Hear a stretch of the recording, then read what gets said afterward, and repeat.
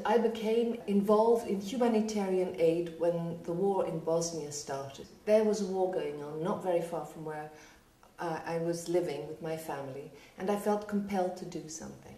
In 1993, I started my first charity called Enfants de Bosnie, Children of Bosnia, and became involved with the women and children over there, and we ended up rebuilding a school. Then in the year 2000 I started FemAid, and since then I've been working mainly in Afghan refugee camps at the Pakistani-Afghan border.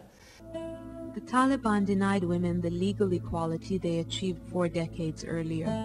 They forbade women from working, leaving home unaccompanied by a male relative, practicing medicine or visiting a male doctor. Women's health rapidly deteriorated from illness, hunger, and depression. These photographs were taken in war zones and other extreme situations. I asked the permission before taking the photograph, and the people knew that if I was there, it was for a humanitarian reason, otherwise I could never have even reached anywhere near these places. And they know that I was engaged, and still am engaged, in humanitarian aid to help them. So these photographs, I explained to them, will be shown in specific contexts to raise awareness and to raise funds to help them.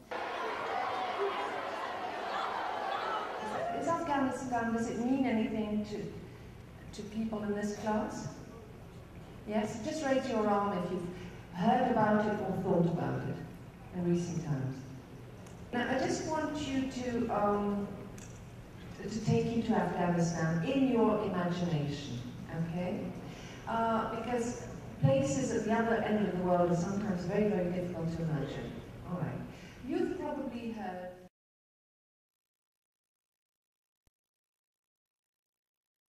here, she's a young girl, she's about 15. She's holding her new baby. What you don't see on the picture is her other child. She's about 15 and she has 2 children. I did meet recently a 20-year-old who had 6 children.